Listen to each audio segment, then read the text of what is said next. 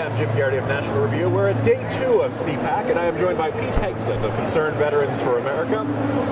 Pete, I want to get first to you. A couple weeks ago, we had Chuck Hagel come out with that the Pentagon budget, a lot smaller than it was before. In fact, I believe it was actually only one page, and they just said less money, basically. So, and the good news is we're in an era of peace and prosperity. That's right. Lots of calm breaking out in Eastern Europe and Venezuela and places like that. So really, there's no reason to complain about this tiny Pentagon budget, right? No.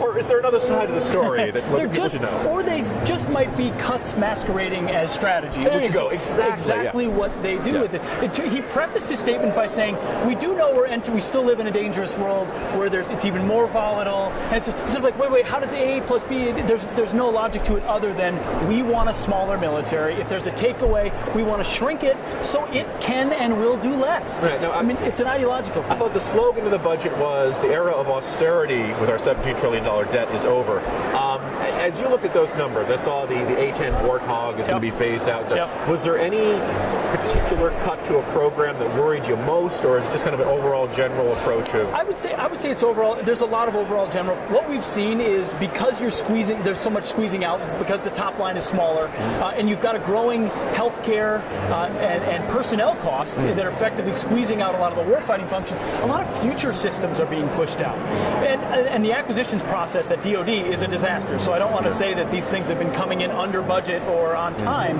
but when you cut the ability to have that next weapon system, that's when you fall behind the curve.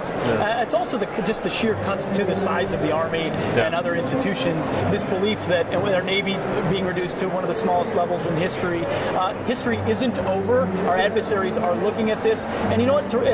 From a budget case, and even from conservatives here at CPAC, we've got to remember not every cut is created equal.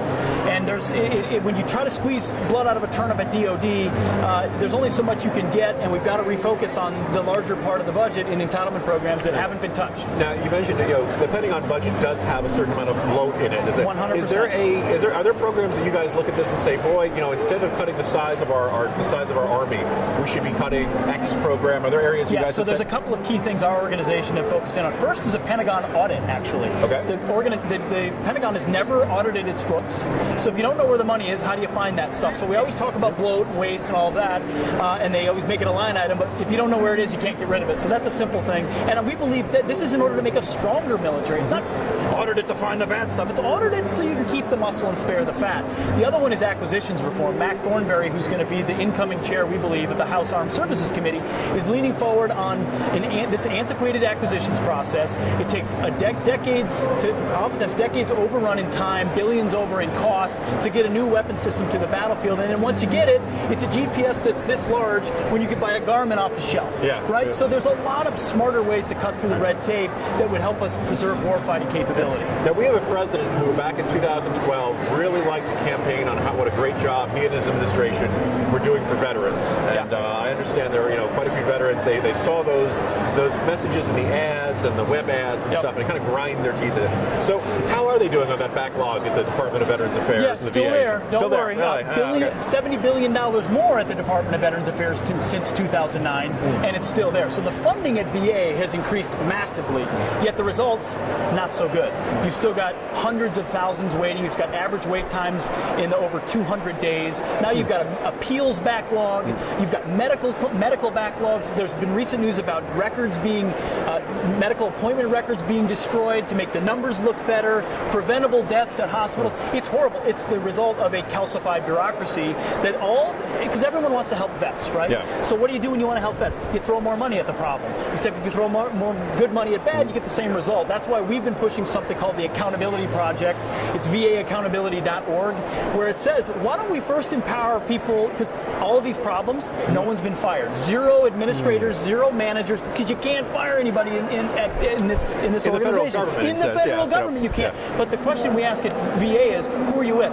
The bureaucrat who can't be fired, or that veteran who did 3 tours and is waiting for his benefits or waiting on a medical appointment? It's a no-brainer where America is on this. So we're going very aggressively at VA to say it's time for accountability.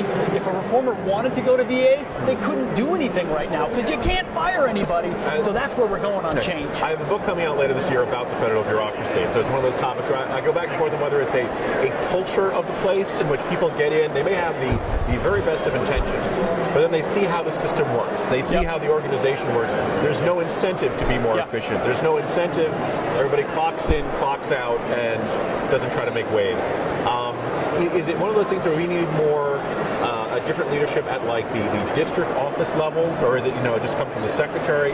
Where should the accountability lie? It needs to lie everywhere, but if it doesn't exist at the top, it's pretty hard to have it elsewhere. So our organization actually called for Shinseki to step down a year ago. That hasn't happened. Where we're going with, there's a bill in the House called the VA Management Accountability Act. Jeff Miller's carrying it in the House. In the Senate, it's Marco Rubio. Okay. And what it would do is empower the VA secretary to basically fire at will SES employees, Senior Executive Service, which is 450 top managers and executives at VA who oversee the hospitals, who oversee the claims process. So you've got executives at hospitals where there have been preventable deaths, literally preventable deaths, and the guy's getting bonuses or backlogs that have increased by thousands, and they're getting bonuses rather than getting canned. That's the problem. That has absolutely no place in the VA. It belongs in the IRS, where they have a proud tradition of rewarding people for screwing up. So finally, my last question. I know there was a rumor a while back. You're a resident of Minnesota, or you moved since? I do live in Minnesota, okay. Al Franken, just sitting there, headed into a re-election. Your name was mentioned. Obviously, you're here, and I'm not seeing any Hegseth for Senate signs. I'm not running for anything, and happily not running for anything. Sure? There's a great candidate running against Al Franken, Mike McFadden, businessman from Minnesota. He's raised about $2 million already. He's done a great job building a team. Would make a fantastic alternative to Mr. Franken. Send him back to Hollywood or New York or wherever it is. So I would encourage people. Mike McFadden's a great candidate for Minnesota. I was going to say, I think we can sum up Franken's term in the Senate very simply. He's not good enough. He's not smart enough. Doggone it, people don't like him. Not enough people are going to like him on election day, I don't think. Pete Hegseth, thanks very much for joining us. Thank you very much. Appreciate it.